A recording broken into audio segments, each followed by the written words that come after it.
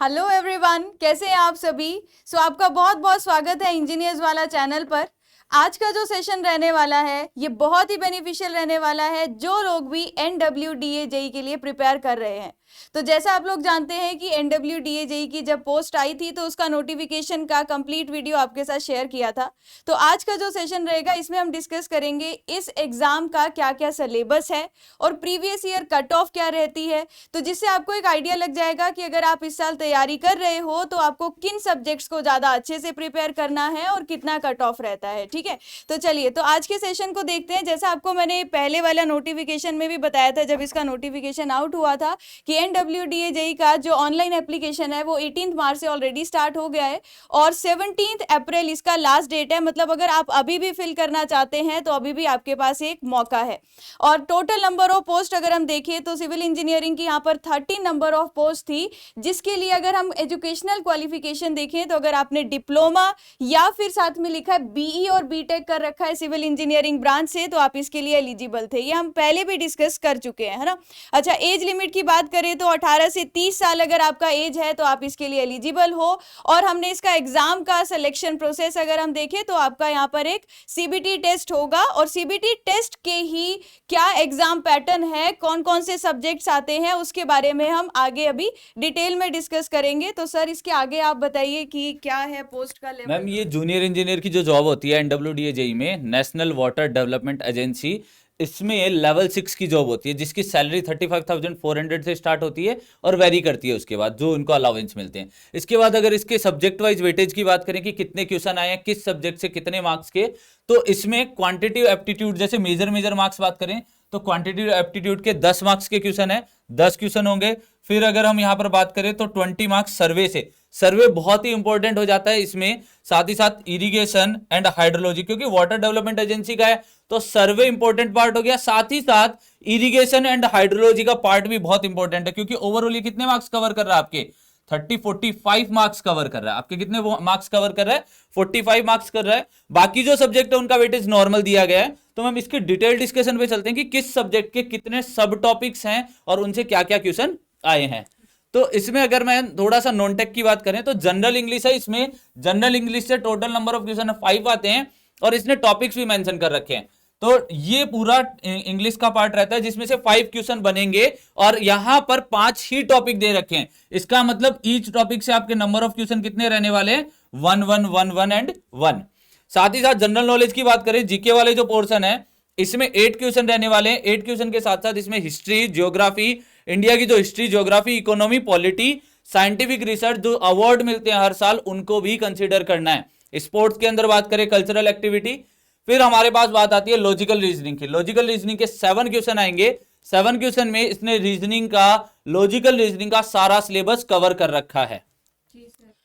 Quantitative aptitude में बात करें तो क्वांटिटिव एप्टीट्यूड में यहां पर 5 मार्क्स का आएगा जिसमें इसने टॉपिक दिए हैं number system, time and work, average and percentage, profit and loss, ratio and proportion, simple and compound interest, time and distance. ये सारे टॉपिक इसने मेंशन किए। ये तो रहा नॉन टेक सिलेबस की बात। अब मैम टेक्निकल, अच्छा नॉन टेक में और रह गया कंप्यूटर भी है क्या? कंप्यूटर का जो पार्ट है, कंप्यूटर में भी 5 क्वेश्चन है और कंप्यूटर का बेसिक जो कंप्यूटर है, कंप्यूटर क्या होता है, उसमें रेम रोम जो आप 10th 12th तक ये कंप्यूटर सब्जेक्ट होता था उसका जो बेसिक पार्ट है उससे related Microsoft office, MS office complete दिया गया है। इन सब के बारे में बेसिक जो इन्होंने जीके जो मेंशन किया ना मैम, 10th तक की मैथ्स मेंशन की है। लॉजिकल रीजनिंग में जो जनरल एक बच्चा अपना ही लॉजिक्स लगा के जो रीजनिंग के क्वेश्चन कर सकता है वो है कंप्यूटर, बेसिक कंप्यूटर है। सिर्फ ध्यान देना इनको जीके के ऊपर। मैम टेक्निकल, ये तो सर्वे आप ही का सब्जेक्ट आ गया। चलिए तो सर अभी तक ये आइडिया लगा कि नॉन टेक्निकल पार्ट भी अच्छे से प्रिपेयर करना ही पड़ेगा क्योंकि इतना ज़्यादा उसका वेटेज है ना, जिस हिसाब से कंपटीशन बढ़ रहा है। तो अगर मैं सर्वे सब्जेक्ट की बात करूँ तो सबसे ज़्यादा वेटेज है इसकी, टोटल 20 मार्क्स का है। अगर 20 मार्क्स है तो 20 क्वेश्चन आएंगे और हर एक क्वेश्चन 1 नंबर का होगा, इसलिए यहाँ पर 1 मार्क लिखा है। अब देखिए इसका जो सिलेबस मेंशन है, अगर मैं देखूँ तो मैं देख रही थी कि सिलेबस आपका सर्वे सब्जेक्ट का कंप्लीट ही है। कंप्लीट मतलब देखो बेसिक प्रिंसिपल भी है, कंपास ट्रेवर्सिंग भी है, इसके अलावा आपका यहाँ पर रिफ्रैक्शन एरर जो आपका लेवलिंग वाले चैप्टर में कवर होता है वो टॉपिक भी आ रहा है। टेम्परेरी एडजस्टमेंट, परमानेंट एडजस्टमेंट, जो आप अगर एसएससी या स्टेट एग्जाम्स के लिए प्रिपेयर कर रहे हो तो वहां पर भी यही सिलेबस कॉमन रहता है। यहाँ एक चीज जो अलग देखने को मिल रही है ना, वो है आपका जीआईएस जीपीएस वाला पार्ट और रिमोट सेंसिंग वाला पार्ट। तो ये वाला पार्ट भी इन्होंने एडिशन यहाँ पर जो है आपको मतलब पढ़ना पड़ेगा। तो 20 मार्क्स बहुत ज्यादा है। तो आपको ये जो हम आज कंप्लीट सिलेबस डिस्कस कर रहे हैं ना, इसका मेन मोटिव यही है कि अगर आप इस एग्जाम के लिए प्रिपेयर कर रहे हो तो आपको आइडिया रहे कि कौन से सब्जेक्ट का वेटेज कितना है, उतना ही उसको टाइम देकर उतना रिवीजन करना है। ठीक है, अच्छा अब आगे बात करते हैं सर इरिगेशन इंजीनियरिंग की। तो इरिगेशन में कैसा रहने वाला है? जी मैम, इरिगेशन के अंदर इन्होंने बेसिक जो इंट्रोडक्शन वाला पार्ट है या क्रॉप वाटर रिक्वायरमेंट है, वाटर रिक्वायरमेंट वाला पार्ट भी पूरा मेंशन किया है। साथ ही साथ इन्होंने different type of canal lining वगैरह सारा पार्ट जो हमारे पास कैनाल लाइनिंग वाला पार्ट है वो भी इन्होंने मेंशन किया, टाइप और एडवांटेज। फिर कैनाल की जो डिजाइन वाला पार्ट आता है लेसी और कैनेडी थ्योरी से स्काउट डेप्थ, ये सारा पूरा पार्ट इन्होंने जो इरिगेशन है वो कंप्लीट मेंशन किया है, जो सारे एग्जाम्स में आता है। सिलेबस वही रहने वाला है। इसमें एडिशनल जो टॉपिक मेंशन किया है स्टोरेज एंड स्पिलवेज मेंशन किया है। स्टोरेज वाला टॉपिक मैम किसी एग्जाम में नहीं पूछा जाता है, बट इस एग्जाम के अंदर आपके लिए इंपॉर्टेंट पार्ट है, क्योंकि ये खुद भी क्या है, वाटर डेवलपमेंट एजेंसी है। तो वाटर डेवलपमेंट एजेंसी है तो इस केस में आपको यहां पर स्टोरेज और यहां पर स्पिलवेज का भी पूरा नॉलेज होना चाहिए। और सर वेटेज भी बहुत ज्यादा है। वेटेज भी इरिगेशन का अच्छा खासा वेटेज है। इरिगेशन में आपके 15 मार्क्स है।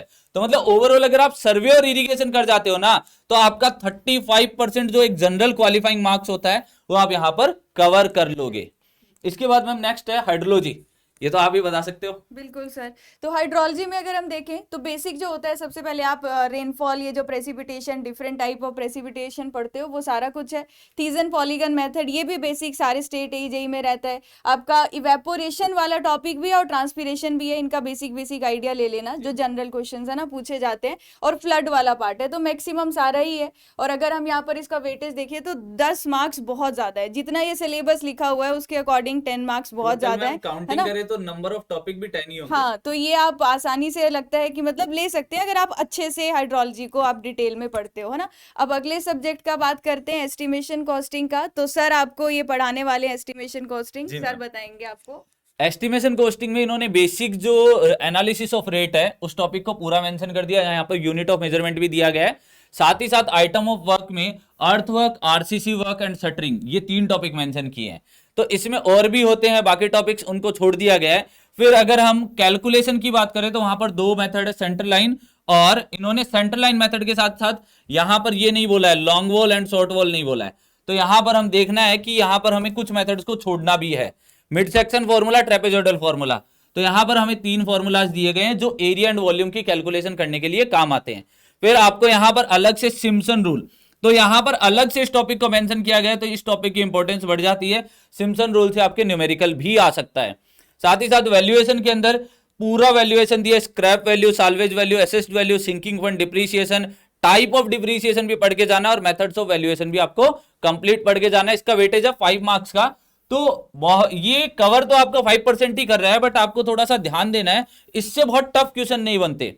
ऐसे बनेंगे तो सामने देखोगे और लगा दोगे ऐसे क्वेश्चन को। ठीक है, नेक्स्ट मैम जियोटेक।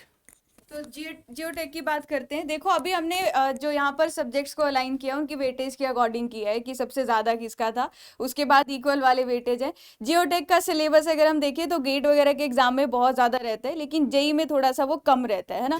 लेकिन मैंने एसएससी जेई का अगर हम देखें सर इस साल का जो पेपर, तो मैं देख रही थी 8 से 9 मार्क्स का सर एसएससी जेई में आया हुआ था। तो मैं नहीं, हाँ ये रहता है जनरली वेटेज 8 to 9 मार्क्स रहता है ना, कि ऐसा नहीं है कि इसका पहले की तरह मतलब 4 नंबर का आएगा या 5 का। तो अगर हम यहाँ पर देखें तो जियोटेक का देखो सॉइल टाइप, इसका जो आपका क्लासिफिकेशन ऑफ सॉइल है, कॉम्पेक्शन चैप्टर है, ये भी आपको पढ़कर जाना है। लेबोरेटरी में जो आपके डिफरेंट टेस्ट किए जाते हैं, अर्थ प्रेशर टॉपिक भी। तो हम यहाँ सिलेबस आपको इसलिए बता रहे हैं कि आप इन टॉपिक्स को एटलीस्ट अच्छे से रिवाइज करके जाना जब पेपर के लिए जाओगे, क्योंकि सिलेबस में यही मेंशन है, तो ये तो आपको प्रिपेयर करने ही है। बियरिंग कैपेसिटी ऑफ सॉइल हो गया, type and properties of rock भी है, including there laboratory and field testing. मतलब आपको थोड़ा सा एक्सपेरिमेंट्स पे भी ध्यान देना है जो सॉइल पर किए जाते हैं, अलग अलग टेस्ट, है ना। जियोटेक के साथ सर फाउंडेशन इंजीनियरिंग भी ऐड है। तो जियोटेक और फाउंडेशन टोटल दोनों का ही 4 मार्क्स का नहीं आएगा। ये जो जियोटेक है इसका 4 मार्क्स का अलग वेटेज है और यहाँ पर फाउंडेशन का अलग से वेटेज है। फाउंडेशन में इन्होंने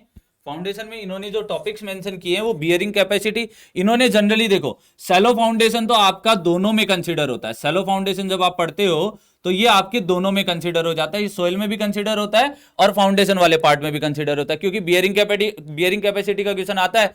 साथ ही साथ इन्होंने यहां पर स्पेशली मेंशन कर दिया type of pile and their layout, मतलब यहां पर पाइल फाउंडेशन से भी आपके क्वेश्चन बनेंगे। और उसके साथ साथ फाउंडेशन ऑन एक्सपेंसिव सोइल पे कैसे बना सकते हो, और फाउंडेशन जब स्वेलिंग कर रही हो सोइल उस पे कैसे बना सकते हो, इस पर भी इन्होंने पार्ट दे रखा है। तो मतलब ओवरऑल अगर हम सोइल प्लस फाउंडेशन की बात करें तो टोटल 8 मार्क्स का हो गया, एक सिग्निफिकेंट वेटेज हो जाता है मैम ये। इसके बाद हाइड्रोलिक्स की बात करें तो हाइड्रोलिक्स में इन्होंने बहुत कम टॉपिक रखे हैं, जैसे fluid properties, hydrostatic, measurement of flow. Measurement of flow में आप क्या आ जाता है, इक्वेशंस आ जाती है, डिफरेंट इंस्ट्रूमेंट आ जाते हैं, बर्नौलीज थ्योरम और इसकी एप्लीकेशन, जैसे यहां पर वेंचुरी मीटर, या फिर आप बात करोगे वेंचुरी मीटर के साथ साथ ओरिफिस मीटर, ये सारे आ जाते हैं। फ्लो थ्रो पाइप, यहां पर हेडलॉस का क्वेश्चन बनता है। फ्लो इन ओपन चैनल भी इसने मेंशन किया, तो इसको भी देखना है आपको पूरा का पूरा। इसमें यहां पर कहीं भी हाइड्रोलिक्स मतलब जिसमें टरबाइन वगैरह मेंशन है क्या, हाँ आपको इस पर भी ध्यान देना है, मशीनरी वाले पार्ट पर। देखो ये दोनों इंडिविजुअली ये दोनों बहुत बड़े टॉपिक हो जाते हैं, तो इसको आपको ऊपर ऊपर से देखना है। बाकी फ्लूइड से ही टोटल 4 मार्क्स का आ रहा है, तो इसमें कुछ ना कुछ जो लेस इंपॉर्टेंट टॉपिक है वो यहां पर रह जाएंगे। जैसे यहां पर अगर इजी क्वेश्चन की बात करें तो फ्लूइड प्रॉपर्टीज से बनता है, हाइड्रोस्टैटिक से बनता है, ये सारे बनते हैं। बर्नौली क्वेश्चन से बनता है, जहां coefficient of velocity, coefficient of discharge, इनकी वैल्यू पूछ सकता है। और फ्लो थ्रो पाइप से भी आपसे क्वेश्चन पूछ सकता है। फ्लो थ्रो पाइप में head loss due to friction या लॉसेज के बारे में पूछ लेगा। Ma'am next concrete technology. Concrete technology देखो बिल्डिंग मटेरियल नहीं दिया है, माइंड में रखना इस चीज को कि इसने बिल्डिंग मटेरियल मेंशन नहीं किया है, बट देखो ध्यान से इसको देखोगे, properties and advantage uses of concrete. अब कंक्रीट किस किस से बनती है, सीमेंट से, एग्रीगेट से, वाटर से, और यहां पर कोई भी एडमिक्सचर अगर ऐड होगा तो इन चारों की प्रॉपर्टी नोन होगी तभी आप कंक्रीट बना पाओगे। तो यहां पर इन चारों की प्रॉपर्टी आपको पता होनी चाहिए, सीमेंट, एग्रीगेट, वाटर, एडमिक्सचर, इन चारों के बारे में पता होना चाहिए, और रेस्ट आपको कंक्रीट की सारी प्रॉपर्टीज पता होनी चाहिए। तब आपके यहां से कितने मार्क्स का, 3 मार्क्स गेन हो सकते हैं। मतलब बेसिक अगर आता होगा तो जी मैम, कर पाएंगे, है ना। मैम अब सबसे इंपॉर्टेंट बात रहेगी, अब तक हमने ये नहीं बताया इनको कि कट ऑफ क्या रही थी प्रीवियस ईयर, हमें किसके अकॉर्डिंग प्रिपेयर करना है। तो कट ऑफ की बात करते हैं। जैसा अभी आपको बताया टोटल 100 मार्क्स का हमारा पेपर रहने वाला है, और उसमें वेटेज भी सारी आपके साथ डिस्कस कर ली। तो आप देखोगे जो 2019 में एग्जाम हुआ था, जो आपका अनरिजर्व कैटेगरी है उसका वेटेज 89 रहा था। तो सोचो आपको कितना पढ़ना पड़ेगा कि नॉन टेक्निकल वाला पार्ट भी इतना कवर करना है। अब आपके मन में आता होगा कि टेक्निकल का ये 5 नंबर का ही तो है, इसको छोड़ देते हैं, पर वो 5-5 करके जब छोड़ते जाओगे ना तो यहाँ तक कैसे पहुंचोगे। तो वेटेज बहुत हाई है, अच्छे से पढ़ना पड़ेगा तभी आप ये एग्जाम निकाल पाओगे। और ये 19 का पेपर है सर, अगर हम बाद में देखें, देखो ओबीसी 89, तो मतलब आप ये मानकर चलिए कि 90 मार्क्स तो आपको कम से कम लेकर आने पड़ेंगे, है ना। 90% कट ऑफ तो जाने वाली है, ये वो कट ऑफ है, ये वो कट ऑफ है जो डीवी से पहले की है। फाइनल कट ऑफ तो कहीं मिल भी नहीं रही है, तो मतलब फाइनल कट ऑफ में ये मान के चलो डीवी में 3 टाइम्स कैंडिडेट निकालते हैं, 2 टाइम्स कैंडिडेट निकालेंगे तो भी 89 जो कट ऑफ है वो आपकी 90 प्लस तो जाएगी ही जाएगी किसी भी केस में। तो आपको ये ध्यान रखना है, आपको 90% प्लस मार्क्स के लिए प्रिपेयर करना है। और सर ये आप मैम 2021 में जो कट ऑफ थी जनरल में तो कम हो गई है, बट ओबीसी के अंदर देखोगे तो ये 96 मार्क्स रही थी, और यहां पर भी कट ऑफ बढ़ चुकी है। एससी कैटेगरी में 86, एसटी के कोई कैंडिडेट्स थे नहीं उस टाइम, सीट्स अवेलेबल नहीं थी, और ईडब्ल्यूएस की कट ऑफ अगेन 91 सेम रही थी। तो मतलब ओवरऑल आपको ये ध्यान रखना है, एनडब्ल्यूडीए जेई के लिए जब प्रिपेयर कर रहे हो तो आपको 90% प्लस के लिए प्रिपेयर करना है, 90% प्लस के लिए प्रिपेयर करना है, जिसमें आपको ये देखना है कि आपका जो कोई भी सब्जेक्ट है, आप किसी को भी किसी भी सब्जेक्ट को आप नहीं छोड़ सकते हो। आप अगर मैं सोचूं कि कंप्यूटर छोड़ दूं या मैं जीके वाला पार्ट छोड़ दूं तो मैं नहीं छोड़ सकता। ये सारा का सारा वो सिलेबस है जो आपके डिफरेंट एग्जाम में नॉन टेक्निकल वाला पार्ट पूछा जाता है। टेक्निकल आपके बाकी एग्जाम की तरह सिमिलर, ये उसी में से कुछ पार्ट उठा के पूछा गया है। तो हम होप करते हैं कि आप लोगों को एक जनरल आइडिया लग गया होगा, क्योंकि अभी अगर आप लोगों में से कुछ ने फॉर्म फिल करना भी है तो वैसे भी 17 अप्रैल तक आपके पास टाइम है, तो आप सोच समझ के इसको अप्लाई कीजिएगा। मैं तो ये बोलूँगी अगर आप तैयारी कर रहे हो ना किसी भी पेपर की, तो आपको एग्ज़ाम देना चाहिए, क्योंकि जब आप एग्ज़ाम देते हो एटलीस्ट आपको एक एक्सपीरियंस गेन होता है कि हाँ नेक्स्ट टाइम के लिए शायद इस सब्जेक्ट में और मेहनत की ज़रूरत है या इन टॉपिक्स में और मेहनत की ज़रूरत है। ये आपको तभी पता चलेगा जब आप एग्जामिनेशन हॉल में बैठोगे और वहां क्वेश्चन सॉल्व करोगे, क्योंकि सर जब हम घर में अपने नोट्स पढ़ते हैं तो हमें हाँ, लगता है हमें सब कुछ आता हमें सब कुछ है ना। आता है, हाँ। और अगर हमारे पास सारे अलग अलग सब्जेक्ट्स के हम क्वेश्चंस देखते हैं एग्जामिनेशन हॉल में, एक तो अलग एनवायरनमेंट रहता है, फिर वहां हम अपने को एनालाइज कर पाते हैं कि एक्चुअल में मतलब हमारी तैयारी किस लेवल पे पहुंच गई है और कितने तक हमें लेकर जानी है। सर लास्ट में कुछ आप ऐड करना चाहेंगे? बस इतना ही है कि जैसे मैम ने कहा कि हम जब एग्जामिनेशन हॉल में क्वेश्चन देखते हैं तो हमें सारे सब्जेक्ट का प्रेशर साइमल्टेनियसली हैंडल करना होता है। घर पे जब हम प्रिपरेशन करते हैं तो हम क्या करते हैं, एक एक सब्जेक्ट को डील कर रहे होते हैं, वहां हमें सारे सब्जेक्ट को एक ही साथ रिकॉल करना है। उसी प्रेशर को बस झेलना सीख लोगे ना, उस दिन एग्जाम निकल जाएगा आपका।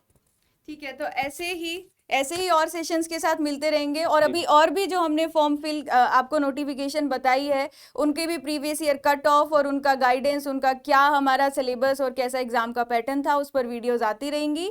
तो अभी के सेशन को हम यहीं पर एंड करते हैं। कोई भी क्वेरी हो तो आप उसे कमेंट सेक्शन में ज़रूर पूछना। Thank you everyone. Thank you everyone.